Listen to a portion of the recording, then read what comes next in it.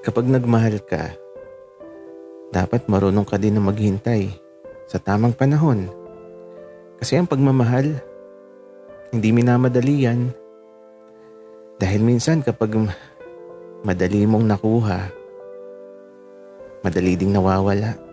Kaya dapat maghintay ka din talaga.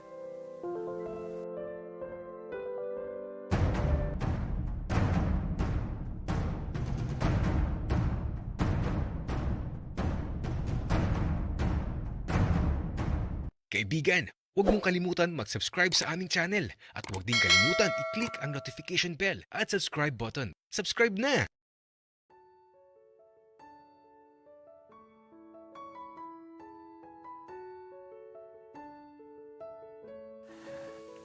Hindi ko alam kung bakit sa silid kami kailangan mag-usap.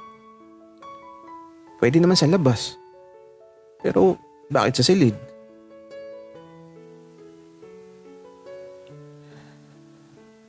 Pagpasok namin, isinara niya yung pinto. Tapos nilak ni Buknoy. Parang bigla akong kinabahan. Bakit kasi nakalak ang pinto? Teka lang, Buknoy. Bakit nakalak ang pinto? May gagawin ka ba sa akin? Wala. Bakit? Gusto mo may gawin ako sa'yo, Iboy? Ikaw, Buknoy. Kung gusto mo, hindi naman ako papalag. Ewan ko sa'yo, Iboy. Bahala ka dyan. Buknoy, alam mo, ang gulo mo. Bakit mo ako dinala dito sa silid mo? Pwede namang sa labas tayo mag-usap pa. Bakit dito pa? Paano kung may makakita sa atin sa labas? Anong iisipin nila, Iboy? At saka,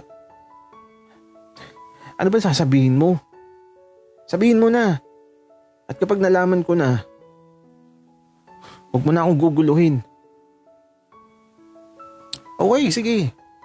Buknoy, hindi ko talaga alam kung anong gusto kong sabihin sa'yo. Basta gusto lang kitang makita. Makausap. At kahit awayin mo ko, ang mahalaga nakita kita. At masaya na ako. Kung ikaw, Iboy, masaya ka, ako hindi. At sino magiging masaya sa nakita ko? Buknoy, magpapaliwanag ako. Pakinggan mo ko. Hindi mo kailangang magpaliwanag, Iboy. Kasi nakita ko naman ang lahat At pwede ba? Tapos na tayo. Ayoko na. Buknoy, wala akong ginagawang masama. Iboy, kahit ano sabihin mo, ayoko na. Kaya please, kahit lumuhod ka pa, kahit lumuha ka ng dugo, wala na akong magagawa. Kaya please, tigilan mo na ako. Buknoy, huling tanong, mahal mo pa ba ako? Kasi kung hindi na talaga, sige, aalis ako at di na ako magpapakita sa'yo kahit kailan.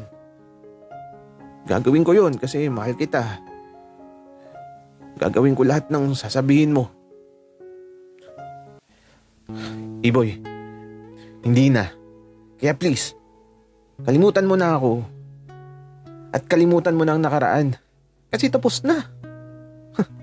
Wakas na. Di na dapat madugtungan pa.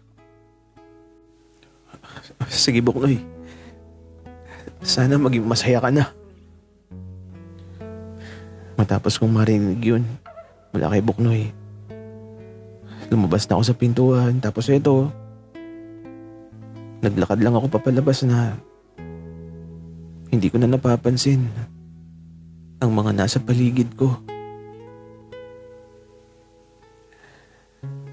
Naglakad ako na naglakad na walang patutunguhan.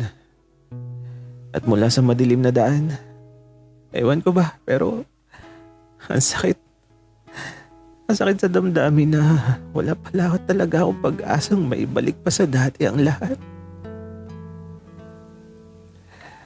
Marahil, ito na talaga yung wakas. At kagaya ng kagustuhan ni Buknoy, hindi na niya ako makikita kahit kailan. Kahit anino ko, hindi na niya matatagpuan.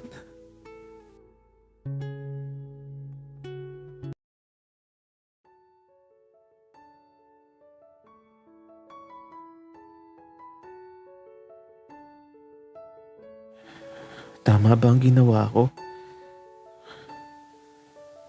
Nadala kasi ako ng damdamin ko. Naalala ko ang lahat sa nakaraan. Pero tama ba yung nangyari ngayon? Naiwan ako mag-isa sa silid. Nakaupo sa kama habang iniisip ang lahat ng nangyari. At sa paglipas ng mga sandali, di mawala sa isip ko kung tama ba yung ginawa ko. Buknoy, nakita ko si Iboy kanina. Papalabas ng asyenda. Ano ba nangyari? Wala naman, Eman. Hayaan mo na siya.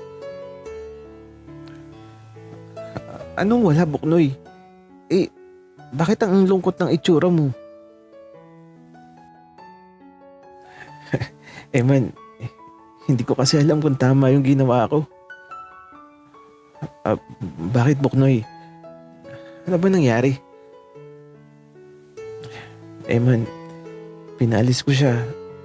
Sinabi ko na ayoko na siyang makita. Buknoy, ano ka ba? Bakit ba galit yung pinapairal mo? Subukan mo ulit. Kasi alam ko naman na mahal mo pa. Pagbigyan mo. Kasi kung hahayaan mo siyang mawala, baka pagsisihan mo sa dulo na nawala sa'yo yung taong tunay na mahal ka. Man, natatakot kasi ako na masaktan ulit. Buknoy, mas nakakatakot kung mawala siya na di mo sinusubukan ulit na mahalin siya. At eto, parang natauhan ako sa sinabi ni Eman. Nagmadali ako na lumabas ng bahay at eto paglabas ko, hindi ko alam kung saan ako patungo, pero bahala na. Sana makita ko siya. Sa bawat paghakbang ko, maasa ako na makita ko si Iboy.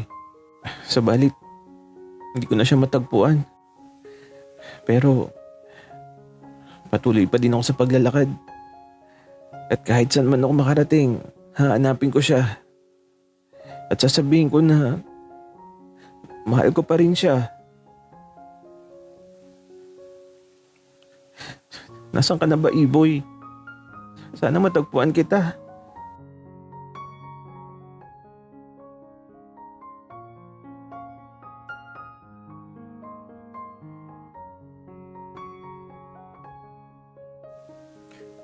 Buknoy, stress ka na naman. Hindi ka ba masaya? 10 sasakyan yung naibenta natin ngayong araw.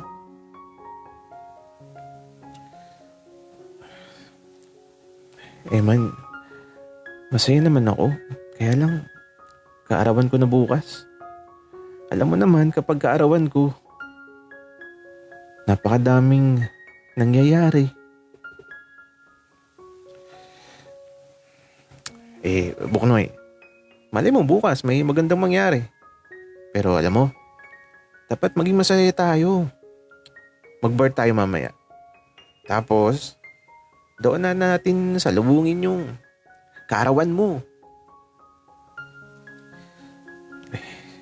Bahala na, Eman. Buti pa ikaw. Natulog kang single, tapos nung magising ka, may jowa ka na.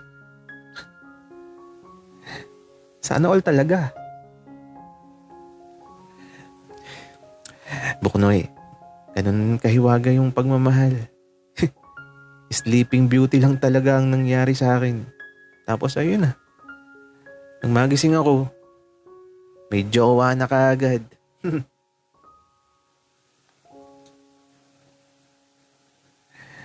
Alam niyo na siguro kung paano nagka-jowa si Eman. At ngayon masayang masaya na sila. 4 na taon na siyang masaya. Samantalang ako, 5 taon na naghahanap kay Iboy. Sana pala, di ko na lang siya pinalis. Pinagsisisihan ko tuloy ang araw na yun. Ang araw na nawala siya. At di ko na muling nasilayan pa. Buknoy, mamaya mag-bar tayo ha. Tapos bukas, may kliyente ako na gustong bumili ng sasakyan. Sino yan, Eman?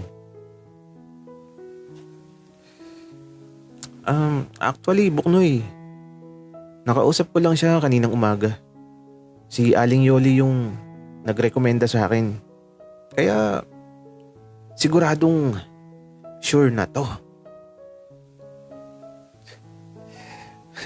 Ay, oo. Sure talaga yan kapag si Aling Yoli yung nagsabi. O siya, kailan ba? Bukas ng umaga, Buknoy.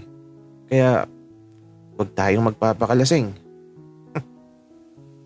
Chill lang dapat. Okay, sige. Wika ako. Ay, nako. Kaarawan ko na naman bukas. Sana naman may magandang mangyari.